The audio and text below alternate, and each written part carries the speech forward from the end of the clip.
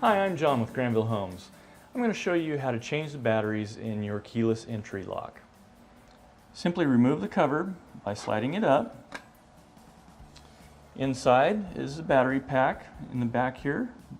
That just pulls up like that. And you have 4 AA batteries inside. You want to remove those batteries, replace them with the new ones, making sure that the polarity is correct on the batteries. Slide that pack back in. You'll see it light up a couple of times and beep at you. Once that's done, it should be ready to go. Slide the cover back on, and you want to push the lock button on the outside just to confirm that it's working. Enter your code to unlock it again, and you should be good to go.